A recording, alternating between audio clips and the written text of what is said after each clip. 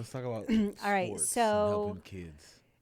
I'm with DeAngelo Mandel, a professional football player, coach, athlete builder, whose journey has taken him from college football to opportunities that include the Dallas Cowboys, Washington Commanders, and he's now helping develop the next generation of athletes at Peak, which is a training facility, high performance um, training facility in Orem. And this conversation is a lot more than just about football. It's about the relentless pursuit of a dream, the adversity that shapes the character, the coaches and mentors who leave a lasting impact, and the lessons learned along the way.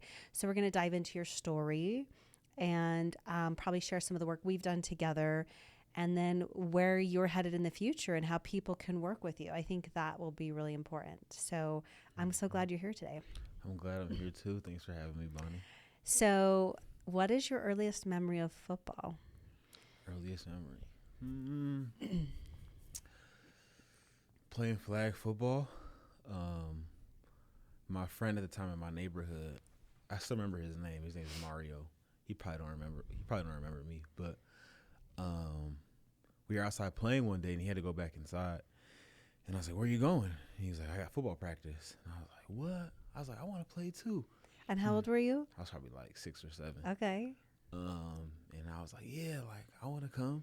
And he was like, "Well, do you have cleats and stuff? You talk to your mom?" And I was like, "No, let me go ask her right now." So I went up, ran back to the house. I was like, "Hey, he said he'd take me to football practice. Can I go?" And she was like, "Yeah, should go." Um, I didn't have any cleats, so they just gave me somebody's cleats, put them on, gave me a random jersey. It was number 55. 55 is lucky. 55. And they just saw me, and they're like, "Hey, we're going to put you at running back today just to see." And they gave me the ball, and touchdown. That's all I remember. So is that a running back? Yeah, I was running back. Yeah, like, the positions I should know, but I don't. So. Yeah. It was. I was playing running back, and then from that entire season, like it was just so much fun. Just they threw me the ball, and then I just ran past everyone. Pretty much, And game over. So, mm-hmm. What did you tell your mom after you played football? Were you like, I need to sign up, or? I don't think there really was a conversation. We just went to practice, and then I just started going. I just kept going and kept going. My feet hurt so much though because the cleats. I wore those cleats all season, and I don't think like buying cleats was a thing at the time. So I just wore those cleats and dug it out. But my feet hurt so bad all year. But we got to like the second round of the playoffs. My memory is actually still so vivid from that playoff game, which is so weird to me because it was so long ago. But I remember everything that happened in that game. But we lost by 1 touchdown. They tossed me the ball, and I got stopped on like 3rd and short, and we had to kick the ball. But I don't want to talk about it. But yeah. Yeah. Where are you originally from? San Diego, California. And best how long city, did you? Best city in the world, by the way. If anybody didn't know. San Diego is pretty good. Mm-hmm. So how long did you stay in San Diego? All my life. Until you went to BYU? Mm-hmm. And so how did BYU play a part? I mean, I would imagine you played football in high school. Mm-hmm. How did give us this context behind that? Well, for one thing, my high school was really bad. Like we won 6 games in 4 years, so we were really trash. Oh, and what position do you play? Everything. Okay. Yeah, it was receiver, running back, DB, special teams. We had a small team too, probably like 22 to 25 kids. So everyone had to kind of learn to play both ways. But it was fun. It was still fun. We how did BYU find me? I was in ceramics class one day, and I get a call from my head coach at the time, Patrick Coleman. Shout out to Patrick Coleman. And he's like, "Hey, BYU's calling you, and they want to offer you a scholarship." And this was out of the blue. Like, had you applied at all? Nah, I mean, I had gotten offers from Weber in Southern Utah. Those were my first 2 offers, and this was my junior year in high school. And so I still didn't really know much about BYU. I had seen them in a bowl game when I was a kid, but like I still didn't know like about the whole like church stuff and all that kind of things. I got a call in ceramic class, and I talked to the assistant head coach at the time.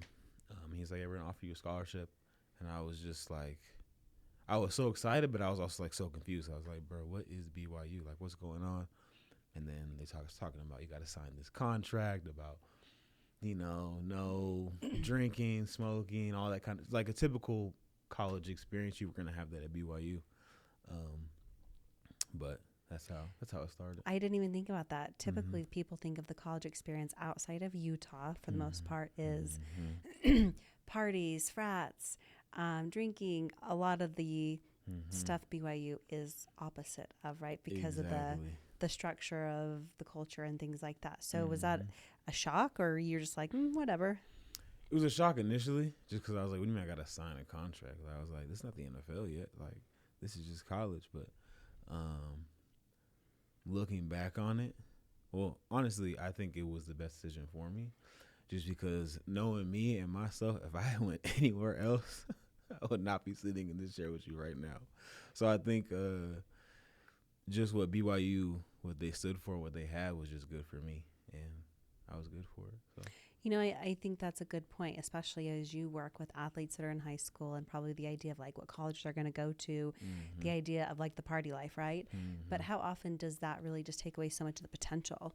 And so by having those standards in place, whether you were part of the belief system or not, just having the standard, no drinking, no smoking, having good standards that applied to your overall physical health and mental health probably helped kept you focused on the bigger picture. And there was God involved. So like, when your parents hear that God's involved, they just, okay, send them off. Like, we're good. They was good with this. So your mom was all in. Yeah, I mean, they just heard God and we were good. So, yeah. I love that. All right, so tell us, when you went from high school into college, what is that like? You have athletes that are be watching, listening, the reality of what work ethic it takes and the potential of what it takes to get picked up even with these college recruiters. It's so different now. I think when I was, and it wasn't even that long ago that I was in high school, but with the NIL and stuff now, it's so much different. But it is kind of interesting, right? Yeah. Kind of how that's set up. Yeah, I feel like my graduating class was like the last of it, like being just, pure love of the game. Not that it still doesn't have that, but it's like a different context behind it. Just different, a little bit different now. Now first, the transition from high school to college was hard. I actually left. So I came to BYU. I was here for probably like a month maybe. And then I left. I came back home. Really? I got on I either got on a bus or a train. It was one or the other. I don't think I flew. It was probably a bus. I don't know how many trains there are. It was probably a bus or train. And I just showed up at the house, and my mom was like, "What are you doing?" And I was like, "Bro, I can't do this no more." And she was like, "What do you mean?" Like it was just hard. I think just coming from just being in a place that's so diverse growing up, like in San Diego, the diversity, and the comfortability of being at home too, because obviously when you go all the way to college, so a little bit homesick too. But coming from where you're at in San Diego to Provo, straight to high school is a lot. Like you just come out there and it's its own place, and I still appreciate it to this day now. Like I'm not knocking it, but at 17, 18, I was like, ooh, this is gonna be a lot.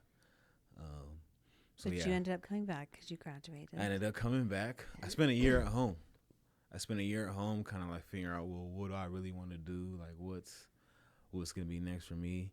Do I want to go to a different school? And I was actually trying to go to different schools, but nothing was really working out. So I kind of had to spend that year just growing as a person. That's what the year was for, because like I knew I was supposed to be at BYU, but that DeAngelo wasn't supposed to be at BYU at that time. So. What things did you do to work on yourself? I think it was just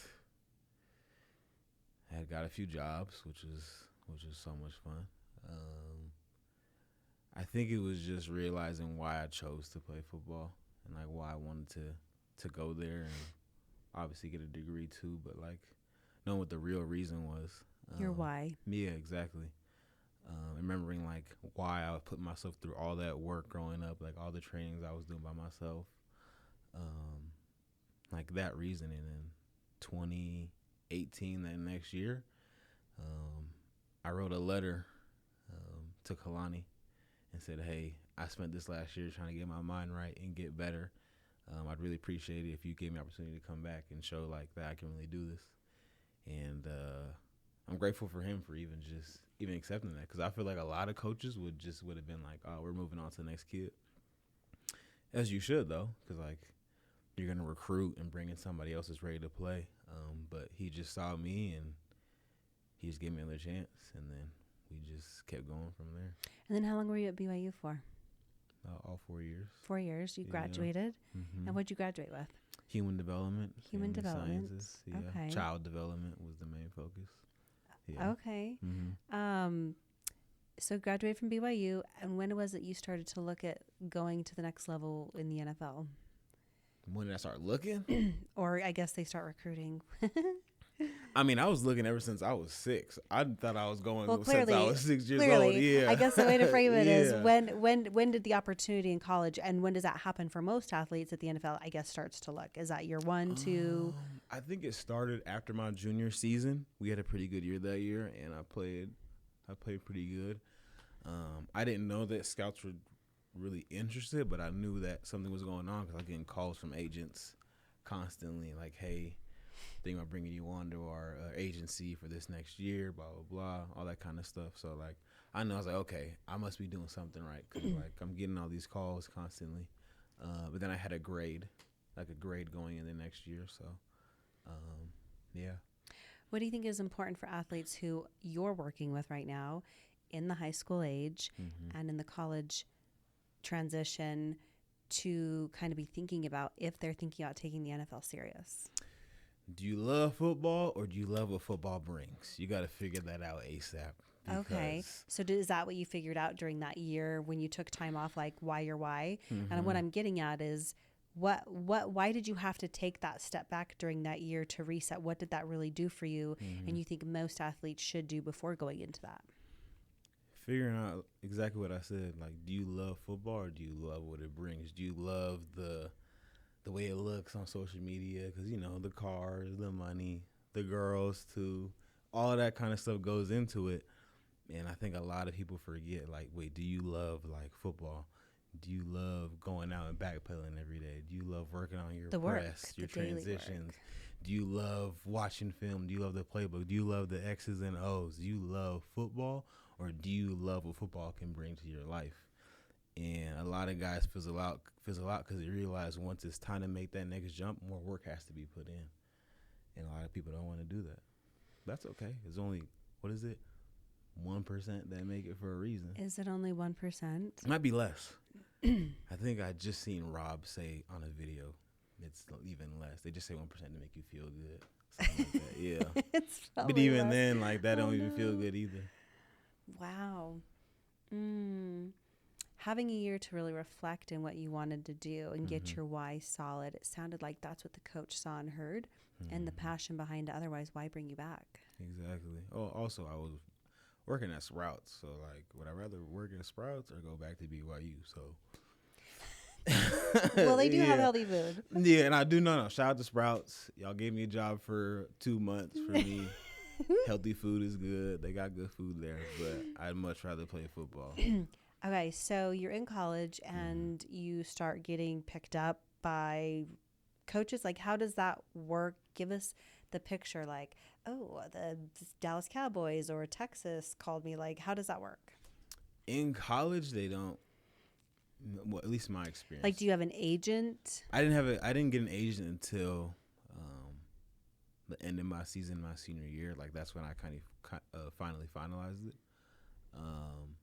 But, like, your coach will come in and be like, oh, shoot, Miami was here today.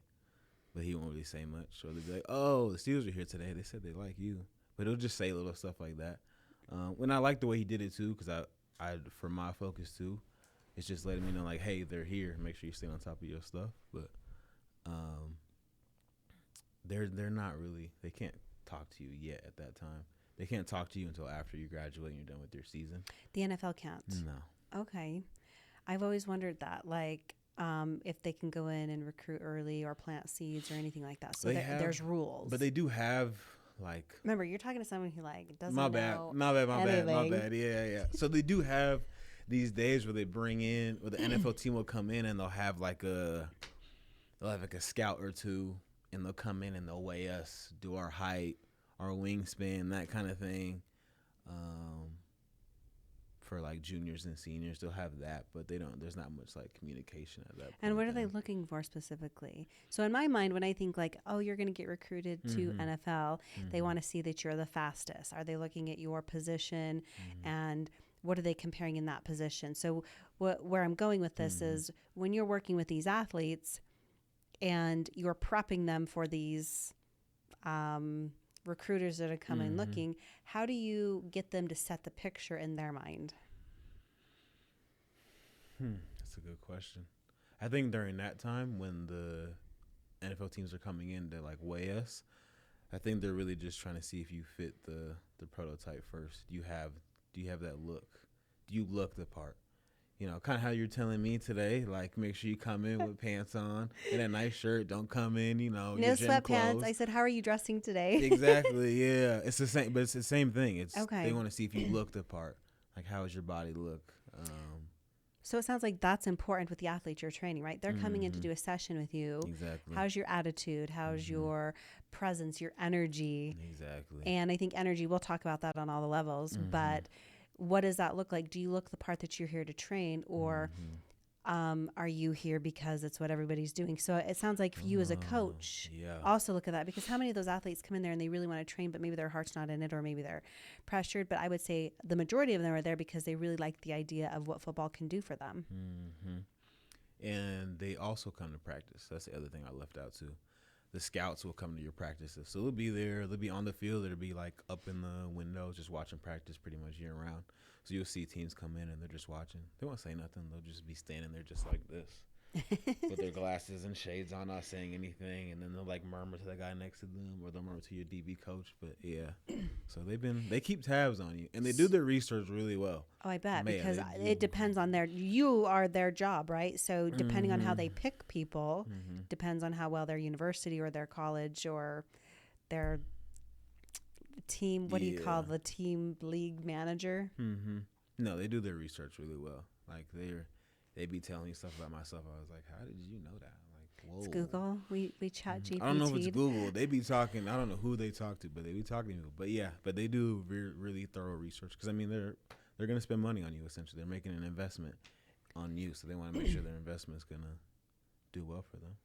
So you're in your senior year of college, and did you ever? How does that work? So now you're in college, you have the agent, and you just said, hey, let's try to get on these teams. Like, what does that look like? So when did I signed kind of towards the end of the season, and I kind of was hurt during my senior season a little bit. And so we were kind of just talking like, hey, you're on a lot of teams' boards.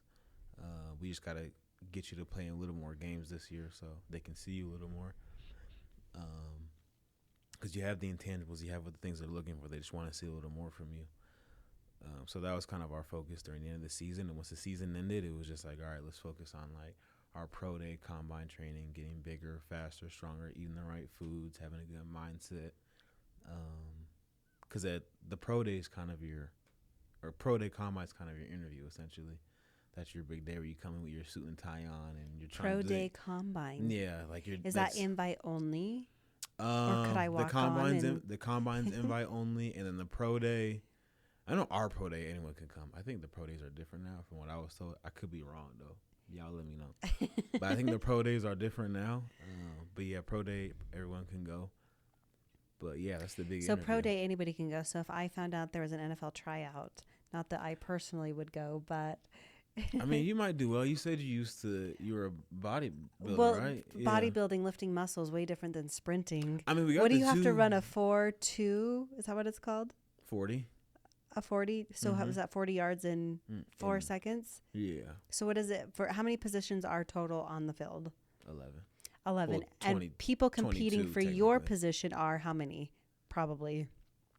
Are you talking about like in the world, or are we talking no? about Like so, when you're at BYU in college, how many per position are there? To kind of give an idea of like this is probably how many per position are going to go compete if in the NFL for that position. In our room we probably had like 9.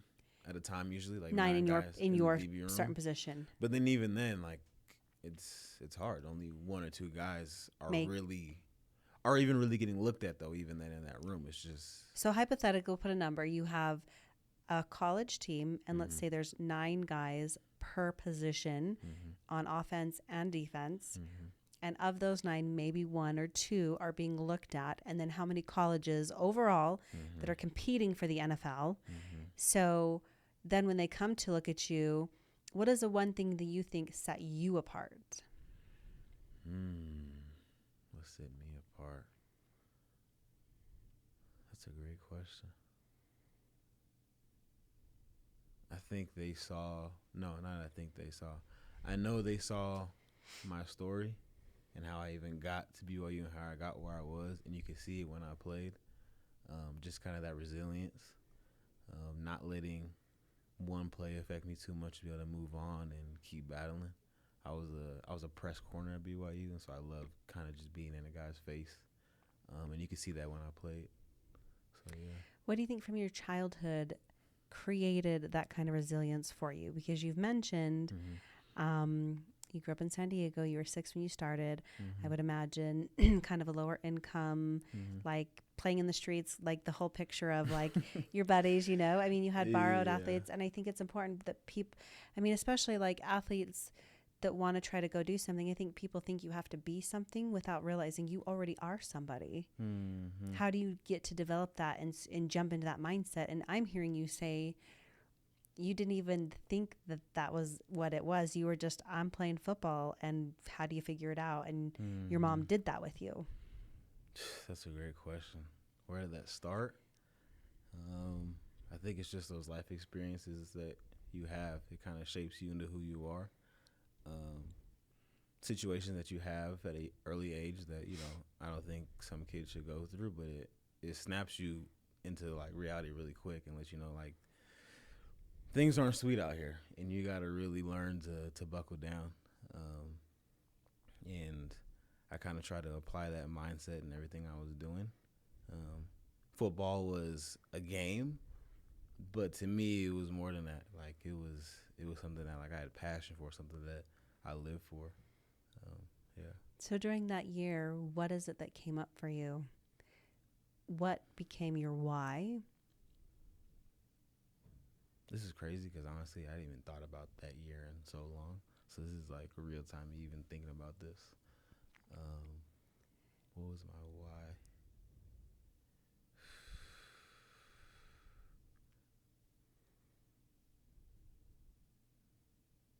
I think the biggest thing I asked myself was this it? Like, you just gave up? That resilience, it was just, so what? You had a bad month at BYU and like, what, that's it, you're done, you're just going to move on and quit? Like, that's not who you are. I don't know where that started, like, why that even came out of you, but that's not you. Like, you are not a quitter. We get through things and we finish them. And I think that was the biggest thing. Like, what are you really trying to do right now? Like, is this what you, and I'm not knocking working. You got to do what you got to do. Right. But I knew that my purpose was not this. You have felt it in your heart. Yeah, I knew it was. I was like, this is not where we're supposed to be. This isn't right. Yeah.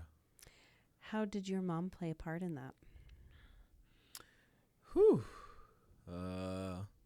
Yeah, she got me right, because my first like month home, I was just sleeping in until about 3:00, staying up late.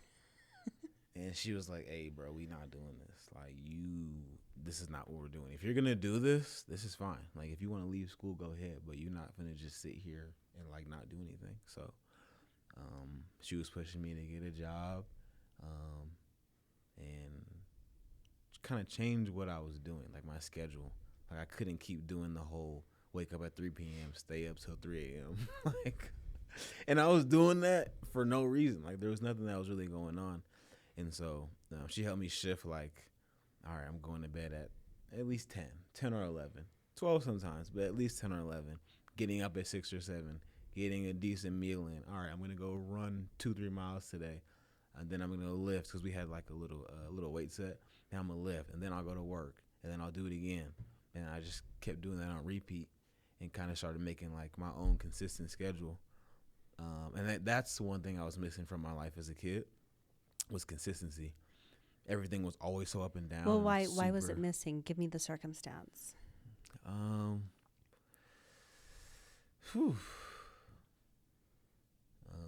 Staying home a lot. Well, because here's the thing. Yeah. You're going to come in contact with kids that are 6, 7, 17, who are going to be challenged in so many ways. And they're going to listen to your story, right? And to see that you've come. So help them understand where you really came from to where you are now and that it's possible. Man, this is deep. Yeah, it is. Bonnie's trying to get the deep because this was like a therapy session. Yeah, she's forcing me to. I mean, we don't have to cry today. Yeah, no, I'm not gonna cry. But you forced me to dig deep in there on things that I've buried for years. But you see what I mean? Like, yeah, no. I think it's important. So just watching you work with these kids when I'm at the facility, there's a connection there. They're putting trust in you. You're building trust with the parents. And for example, I would look like, oh, she's probably had all these things happen all of her life, like a career, college, blonde and 2 kids and the perfect life. But I was out on my own when I was 15 years old. I paid for college on my own. Like what things built resilience to who you are today, right? So I had my parents separated and they divorced when I was 12. I mean, that creates a big disconnect, and it's not a negative thing. It's just, those were the circumstances that created me to have to be resilient at a very young age. Right. So then I was raised by a single mom. Then high school, I survived high school by living on my best friend's couch because I didn't have a way to get to school. I didn't have a car. So I think when you learn hard things like that, not that you wish that for anybody, but the hard things that kept you going during the hardest seasons, I think come a lot from our childhood, right? 1000%. Dang, I didn't know that. What college did you go to? Not BYU, but all of my best friends did. BYU was the place where we'd go down there and look at, sit in the jacuzzis and hang out with all the. You went to the U. No, UVU is where I went. Oh, okay, cool. Yeah, so okay. I mean, BYU was a great school, but it was kind of like the rivalries, right? Like you couldn't go to U and hang out with the BYUs. Yeah, I think I'm glad you even said all that. I think the inconsistency came from just circumstances. And I think I have a trouble talking about it sometimes too, is just because I don't want to talk about it and like ever like put my mom like make it seem like she was a bad person. Not at all. She was just going through life and trying to figure things out for herself, and she was doing the best she could with what she knew at the time. 100%. That's what I'm getting at. Yeah. You are who you are, and how I've gotten to know you is because you have a really good mom. How you show up in your manners and your mindfulness.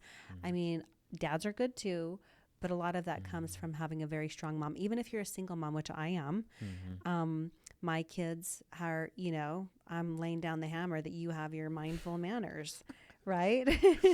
Yeah. And that's important to me. And I think that is for most moms, that connection with their son.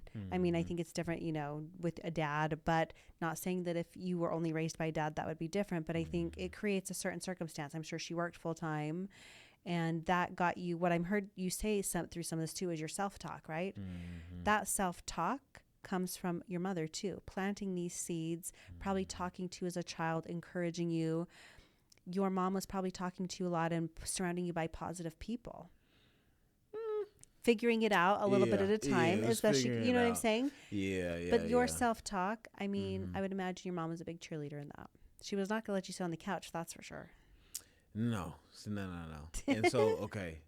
So I'm leaving out context because then as much as you're comfortable with. I don't want to confuse you.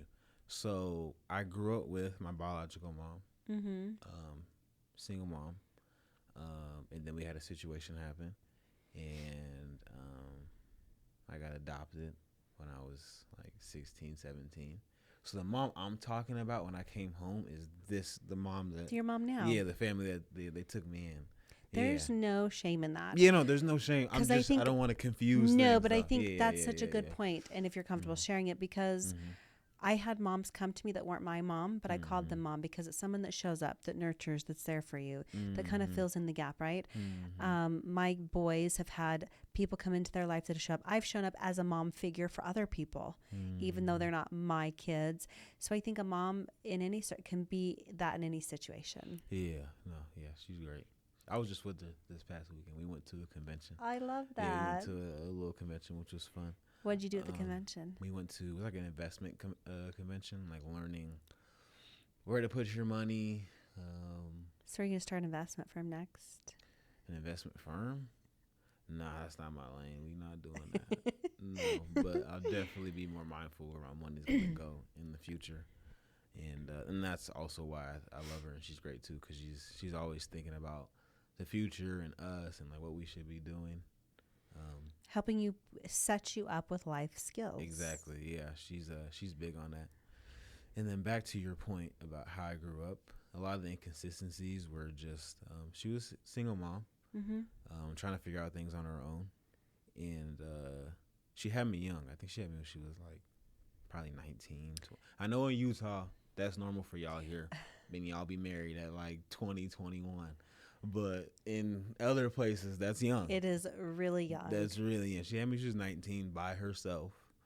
And so, not to get too much into it, I think when I was at 19, I still wanted to do 19 things and go out and do stuff and have fun. Oh, for sure, because you're learning and growing. Exactly. And I think that she was experiencing that too. So, there was a lot of times I was home alone at 6 or 7, just spending the days by myself, just because she was out. Who knows where? I don't know. She wouldn't tell me, but she was trying to figure it out.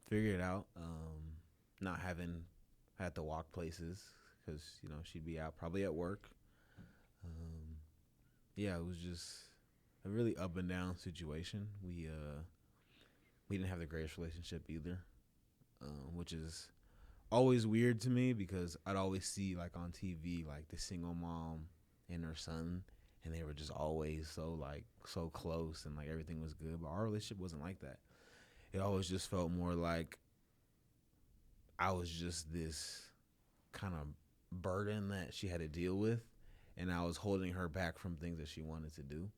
Probably how you felt. That's how I felt. I'm not, yeah. But more probably in reality, and I think that's such a good context is sometimes how we feel is because we're needing something from, right, our caretaker. And so we implant that, and you've been able to, I mean, anybody's going to have anything from their child that they have to work through, right? So for me, like growing up and having to be really scrappy to figure out my life on my own has made me a really strong businesswoman. But that, that doesn't mean it's probably made you a really mindful athlete in how you perform on the field. You see what I'm saying? Yeah, I say we were more like, once I got a little older, it felt like we were more like just roommates.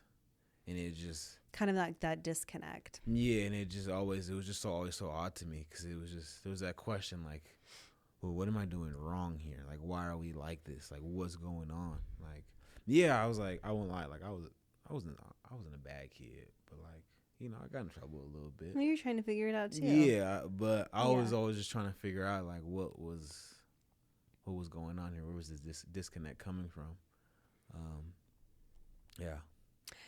That's what I like about D. We call you DeAngelo. What do the kids call you, DeAngelo? Everyone calls me D-Lo. D-Lo. Yeah, everyone calls me That's D-Lo. what Mason first told me. He's like, so you met D-Lo? I'm like, who? D-Lo? Like, these names. Yeah, they, who said it? Somebody in my 3rd grade class. Her name was, I think her name was Aubrey. She was like, your name's just too long. And I was like, what? Aubrey, you changed his life. Yeah, and she was like, yeah, like your name's just really long. Like, you got something else you can go by? And I was like, I mean, my mom calls me D-Lo sometimes. She's like, yeah, that's better. And then it just went from D-Lo. And it's actually funny, too, because coaches will give you nicknames all the time, like when you get in the room. And like when I came in as D-Lo, they turned it to Lo. And I was just like, they even shortened it even more. Yeah, I was like, y'all just shortened it even more. You just shortened it. Yeah. So, speaking of coaches, how have coaches helped shape you as a man, not just as an athlete? Man, that's a long list. I mean, just from even me being as a kid, just them willing to pick me up and take me to practice because they know I didn't have a ride. Just even that, just So somebody seeing you even as a little boy, these coaches picking you up and helping. just ready to just take me, at least just get me to practice because that was like a struggle sometimes too. Looking out for people, that was a big one for me. My college coach, I think the biggest thing I've taken from my coaches is the not thinking about yourself. It's looking at the other person. And I think that's funny. This is real time. I think that's what I was looking for as a kid. Just someone to just look out for me and like see me a little bit. See, you be seen and heard. And a lot of the coaches that I've been lucky enough to have, they've all just always looked out for me and had my best interest. And that's what I look for when I'm coaching kids too. Like obviously the technique and everything is important, but more importantly, knowing someone that like they have someone that has their back and will do anything for them, and that's what means a lot to me. Go back to your senior year of college and then tell us what that was like when you heard the Cowboys were looking at you. It was crazy because I was a Cowboys fan growing up as a kid too. You bleed blue. Yeah, I had the Cowboys blanket, I had the pillows, I had every Cowboys jersey, like Marion Barber. People probably don't know who that is. Oh, Barber. I remember Barber. Hello. Okay. He played the piano. Yeah. People probably don't even remember who Marion Barber was. But yeah, that was one of the jerseys I had. Terrell Owens. T.O. He was at the Cowboys when I was a kid. So like just seeing him play, that's when I thought I was gonna be a receiver too. I was like, I'm gonna be a receiver too, because I'm gonna be just like him. But yeah, it was when I got to college, it just didn't even feel real. Like when I called my mom, I was like, this is crazy. And she was like, this is wild. Like this is your team. Like this is where you couldn't even like even dreamt this up. Like this is, so it was amazing. It was such a good feeling. So what were you doing and how did that come through? So like you're at your house and you get a call, like give us the picture. What was I doing? I went to go see a movie. And so, cause it was the day of the draft and, did you know that day of the draft you were even going to have a phone call coming? I knew I was going to get a call. I just didn't know when. Okay. So is it like on Jerry Maguire where you have like the phone on the wall and you're... I'm sorry, I don't know what that is. Oh my gosh. I don't know what that is. I know Scratch who Jerry that one. I know who Jerry Springer is. Not Springer. I don't know who Jerry Maguire is though. All right, we'll get to that one later. Okay. You're too young for that. Like, who is that? No, I know I was gonna get a call that day, but I didn't want to think about it. Like I didn't want to sit there, so I was like, all right, I'm gonna just go do stuff. So went and saw a movie, went and got food, and then as we were driving back from the movie to go get food, they called. My agent called first, and he said, okay, the Cowboys are gonna sign you. Blah blah blah. Here's your signing bonus, all that, this, that, and the third.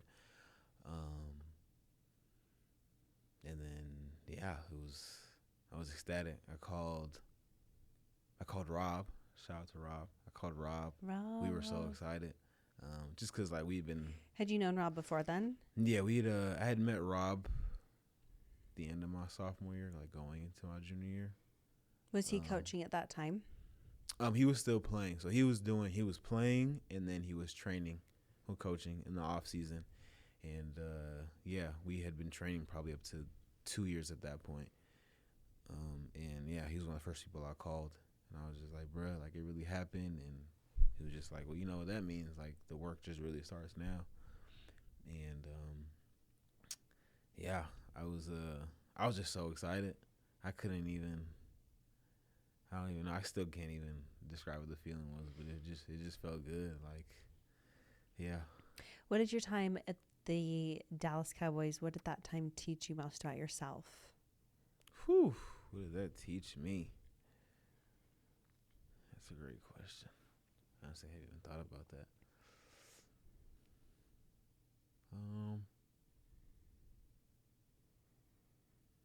Like outside of football, you think? Is that what you're Inside and asking? outside football, right? So you're in this big organization. You see it on TV. All these athletes you're working with, they see it on TV. So what's in reality versus like what people have the perception of, and what did that teach you?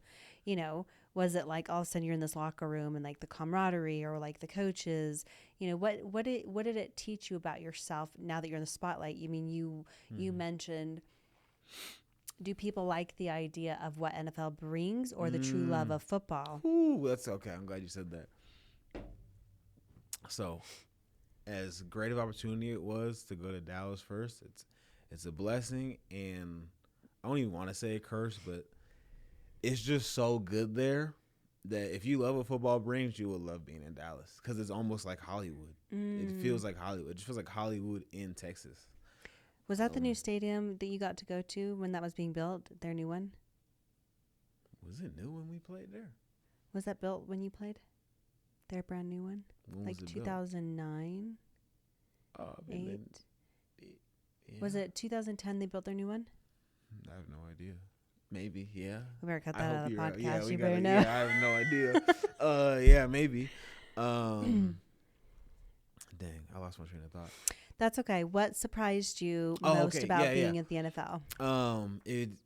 It was I think the biggest surprise for me was,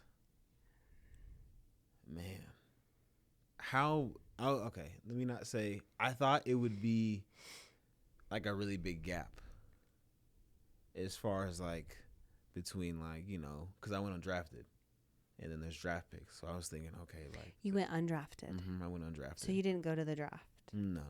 Like the tryout thingy? What do you mean? Okay. So. Remember? I forgot. Bonnie doesn't know anything about football.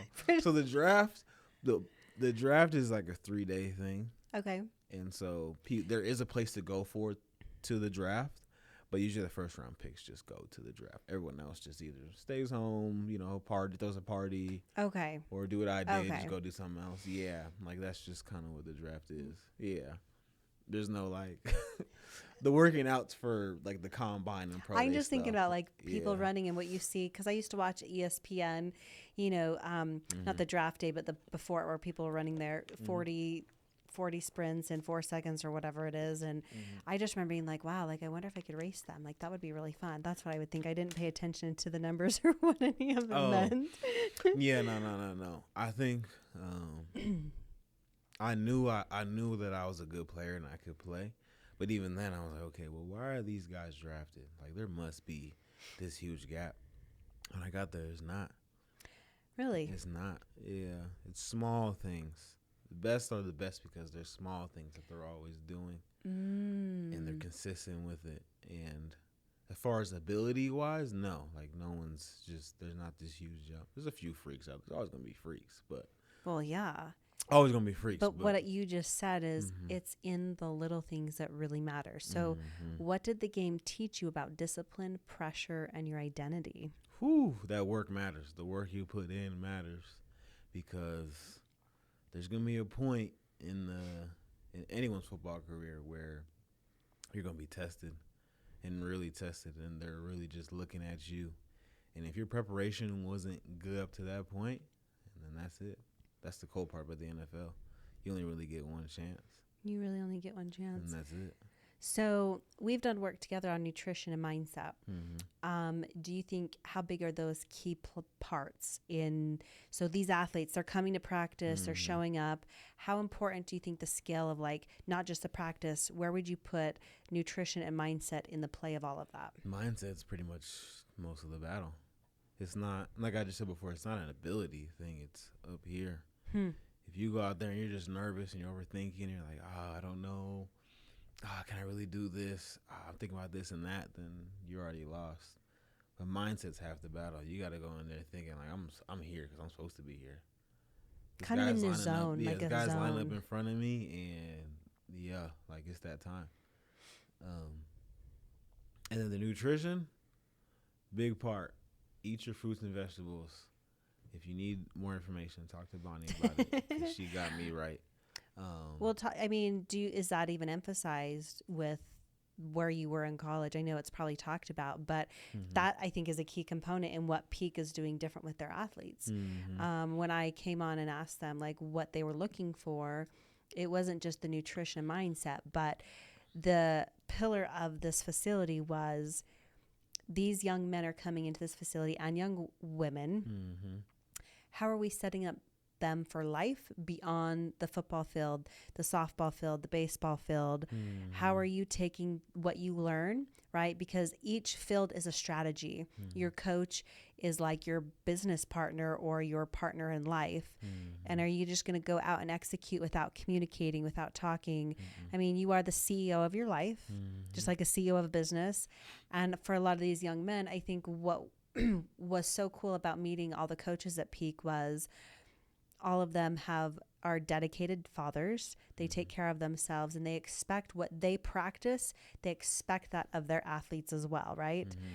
And so finding the right nutritionist to come on board was just a key component. That like it wasn't just that anybody could talk nutrition that had the credentials. Not anybody. Well, but here's the thing: anybody Not could anybody. that has the credentials, but they needed somebody with the mindset of like, I want to help their athletes go beyond just this facility, right? Exactly. Your habits are shaped between 0 and 15, essentially.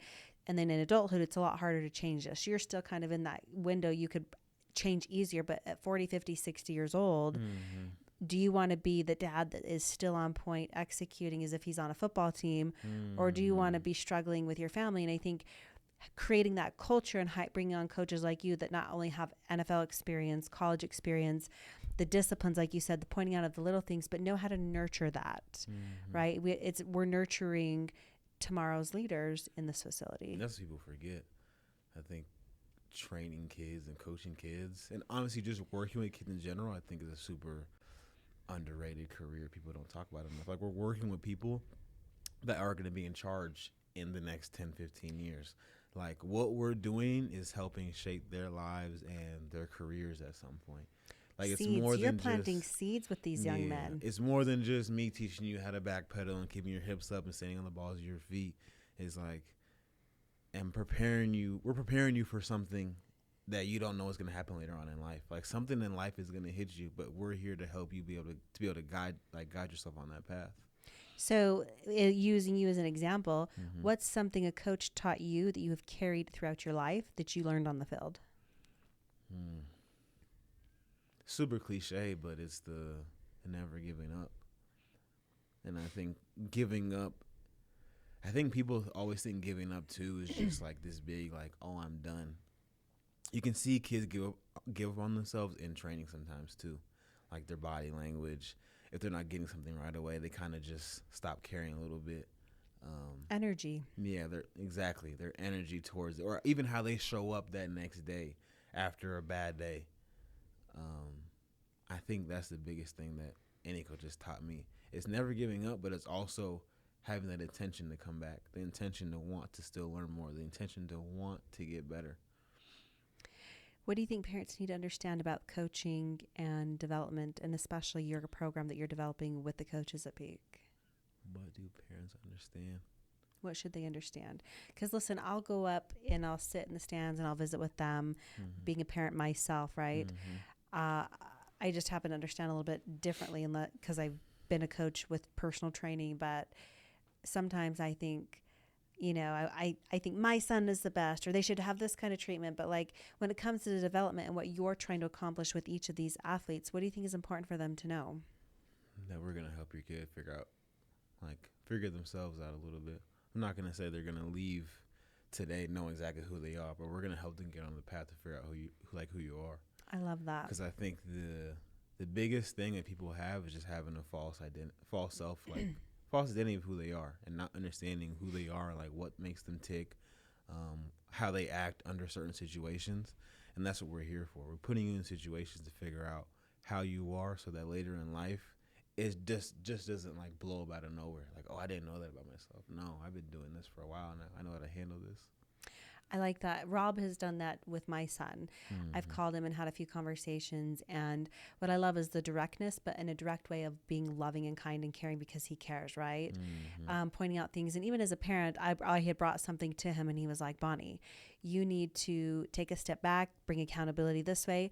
And I love that he cared enough to and I was receptive enough, because not everybody is, but I understood that he was working with my child in a way to help develop him, and a third party outside of that I was willing to take his feedback and be like, oh, this is how I can help him develop into a better athlete, being his mom, not trying to do everything. I think that is also with this younger generation. We try to coddle and do everything because some of us have had it really hard, right? But by letting your athlete struggle and figure themselves out through trial and error and allowing their coaches to coach them without interference can be really powerful. I think, as you hit it right on the head, I think the parents should also understand, like, we're not coming from a place of selfishness. We really want to help your kids. Yeah. Like, we're here to help them. We've all had different journeys to get to where we're at, and we see the way that life dealt their cards to us, and now we just want to give you the tools in the game. So maybe your path is just a little bit better than ours. Maybe. Yeah. All right. So what are you trying to build out here in Utah and here in Idaho? Tell us what you're working on. Right now, I'm really just trying to help Peak as much as I can. I'm working with Rob, kind of being his assistant DB trainer. And I'm really just trying to take this time to really sit there. And obviously I've played and I've trained with him, and like I feel like I do have a good understanding of it. But the worst thing you can do is think you know everything. You always got to keep learning. And so I'm going through my sessions, even joining the sessions still and doing them, and just trying to hear what he's saying and really take everything in, so I can obviously help build the Peak brand and also know that he can trust me and rely on me. And then in Idaho, we're just trying to expand the brand. I think Idaho would be a great place. They have a lot of great athletes, but they're just in a place where I don't feel like they don't have the exposure. They have good athletes. They just need people to see them. And I think that we have the people and we have the right group of people to help them do that. And I've been going to Idaho probably the last month. Every weekend I'm going down there training DBs. So we're pretty much bringing that Peak family, that Peak foundation, we're just bringing it to Idaho. So, yeah. I love that. What advice would you give your younger self? What advice would I give my younger self? If I was looking at young D-Lo right now, what would I tell him? Man, leave that girl alone, for one. That's right. I told my boys, I was like, you're not dating until you that girl are 25 alone, bro. And you she ain't do nothing good for you, bro. Just leave her alone. You stay focused. No, but seriously, I think I would tell D-Lo that God put the right people around you, and you are loved, and our people that are around you, they do love you, and he sees you. It might feel like sometimes that you're not seen, but you are. And smile a little more. You was mean mugging too much as a kid. You need to smile a little more. What did you call it? Mean mugging? Mean mugging. Actually, one of my friends, he told me that I came out the womb mean mugging. Like, I wasn't smiling at all. We got to find a childhood picture of you. I didn't cry. I didn't laugh. I wasn't nothing. I was just mean mugging when I came out the womb. But yeah, smile a little more. Yeah. All right, before we close this up, we have to dive into energy. I think that is one of the most underutilized tools. And you said something I think will be really important, especially for the athletes that you coach, is they're looking at details, how you carry yourself, how you dress, the detail that goes into everything, right? Every bit of energy. And that stems from, like, if you eat good food, you're going to have good food energy. If you put good content in your brain, you're going to have good content thought being put in there. As far as how you have learned and what you've brought to your understanding of energy, what would you say has been the most eye-opening thing for you about changing how you see that? Biggest thing, I think realizing how important that self-talk is in your head. And honestly, I've always been pretty good at that, even when I was a kid. But, and you understand from this year too, like, I was struggling a little bit just in my head about life and where things were going. And it was just a lot more negative thoughts. And just, I could feel it, like, bringing me down. And I could feel it when I was just out with people. And people can sense that too sometimes. They don't always understand it, but they can sense it from you. And I think just having that more positive self-talk, and not even just about me, just like today's Probably everything, yeah, right? like today's gonna be a great day. Even just something as simple as that was helping me sometimes. Just today's gonna be a great day. Today something good's gonna happen. It might not be for you, but something good for someone else is still good. Yeah. Words are powerful. Mm-hmm. Did you know, if you thought about words like currency exchange, a negative word, your brain can't negate it. So it keeps cycling in your brain until it's processed. And if you don't know how to process it, meaning like through meditation or thought reframe, it'll keep going. So think about how much energy it takes your brain to process a thought you might have about yourself. I'm no good, or I missed that play. And you don't have somebody kind of helping you weave through that pattern. It's going to cycle. And then you stack those. What's your bank account going to look like with all those deficits if it's a $10 debit? It's going to be bad. Right? The Versus overdraft fee's going to be bad. We are not banking at Wells. Yeah. Just kidding. Yeah, it's going to be real bad. Real bad, right? Yeah. So understanding having a coach that can help you with that positive talk reframe, bring you through and recognize patterns about yourself. Now you're making deposits in your bank account. And just even the shifts that we did on a very micro level, you said it was the smallest thing that we reframed that helped you with one little, what was it, like a footwork something that we did, that you did on the field right after that? Oh, I know what you're talking about. Yeah. Yeah. I had, we were doing a drill, and I dropped the ball way too many times that day. And what was the first thing you probably started to say to yourself when you were dropping the ball? It wasn't necessarily what I said. It was more of a feeling. Okay. It was just like, damn, like, this don't feel right. And it just kept going and going. And so I stayed after everyone had left, and I had one of my young bull, shout out to King. He just started at Utah. Watch out for him. He stayed, and we put the jug machines on, and we did the drill again, but just with the jug machine. And we didn't leave until I got, like, it was like 10 in a row. Probably took like probably an hour or so. But yeah, and it was just one of those things of like, I knew it was a shift for me because it was just like, all right, like this bad thing happened, but I was able to move past it because I was able to stick with it.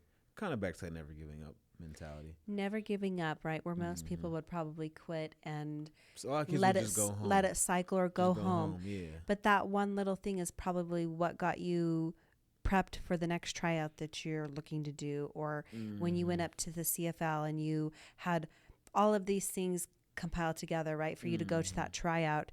I think it's not, I mean, whether you make it to that next step or not, how you win or lose in life matters, right? It's not what happens to us, it's how we react to what happens with us. Even back to your energy thing too, I think that's so big because life happens, right?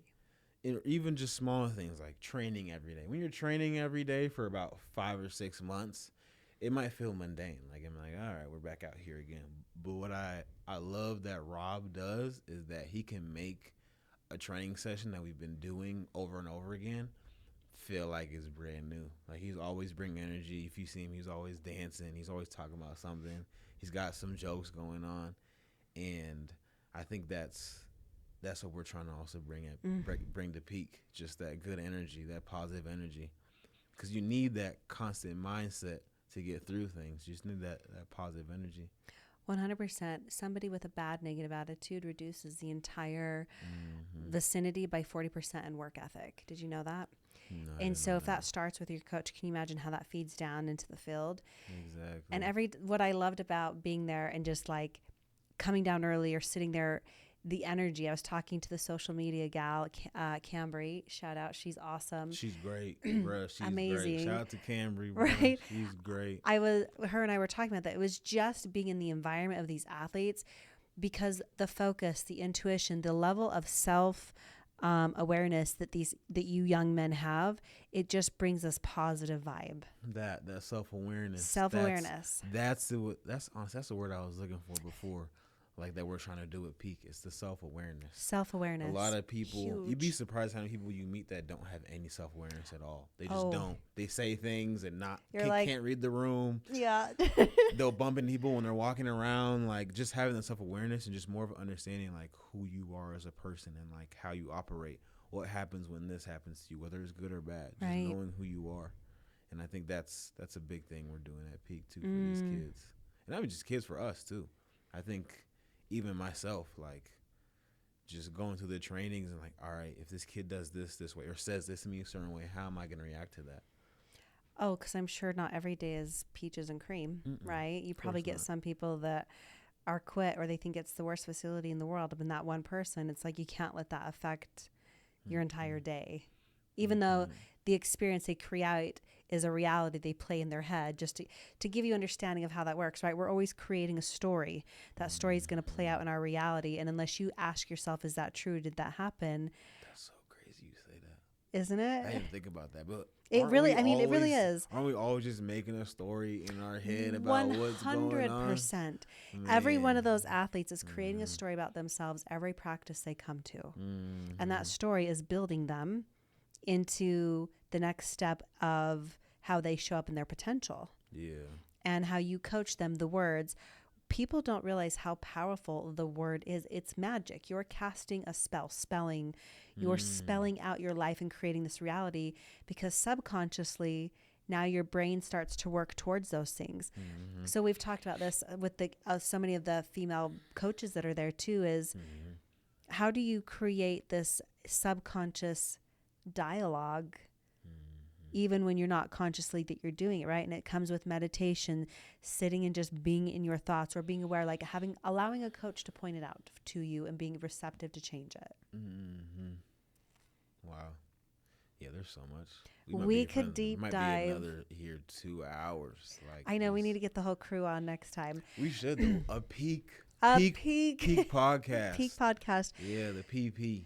So maybe not call it that. That's kind yeah, we did. It's actually not called that. Shutting it down for the night. If you had to leave your athletes with one like message, what would that be as they're going through this experience for themselves, no matter the level they make it through? The belief. If you don't believe in yourself, no one else will. It starts in here and here. It starts with you. If you believe in yourself, then shoot, you can pretty much do anything. Who am I to tell you you can't do it? People were looking at me when I was a kid and told me I wouldn't do it, and then I did it. So there you go. Yeah. Let's go. Shout out to Pete. Let's go, Pete. Shout out to Idaho. I'm training in Idaho every weekend. Idaho kids, pull up. I would love to meet y'all. Give you guys some great DB training. Yeah. How can they find you? Instagram. What's your Instagram handle? DLO_Donnie. Obviously the Peak Instagram as well. I have flyers pretty much everywhere. I can travel from Pocatello to Rexburg to Idaho Falls to Rigby. Pretty much everything in between there. And is it all athletes in just football, or do you train in other genres too? Mainly football. Okay. Yeah, just mainly football. Specifically DBs. I know that's a position that's lacking a little bit in some areas. It's defensive back. Defensive I know back. what that means. Yeah, there you go. Yeah, Bonnie knows. Yeah, Bonnie knows now. Mason, that's your position. I do know that's a position that some areas are lacking, and I've been given the tools and been taught so many things, and I just want to give that back. I just know that if I was a kid, I couldn't afford DB training. Like that obviously wasn't even a thing. But now that God put me in a position to just have these experiences and know these things, and I just want to give it back because I think more kids should have access to this. It shouldn't just hide it. You got to give it out. I love that. You guys look up peakathleteutah.com and find us on social. We'll put the handles in the belows. Yeah. But I'm the travel DB trainer. He's a travel DB trainer. As we like to say. Thank you for being on. No, thank you, Bonnie. This was great. I love it. This was fun. Yeah, I almost want to. We should just keep going. Let's go all day. I know we could, but we booked it for an hour. We booked it for 1 hour. I've got 2 kids waiting on me. Oh, I've yeah. got mom. I don't have kids. Yeah. When she said coaches are fathers, she was not talking about me. She was not talking about me. Just to let y'all know, I am not there yet. But he's still focused, so you know. Yeah. That's hilarious. Yeah. It'll just stand on its own. I'll tell him. Okay, cool. That's perfect. I didn't know whether I could drink this on camera. That's why I was grabbing it. Totally could have. Oh, okay. I was like, Yeah. Oh my gosh, my butt hurts. I sit way too much.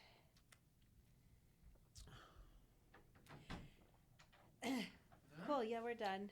I mean, we'd go forever, but I eventually. Whew. How'd it go? It was good. Real good.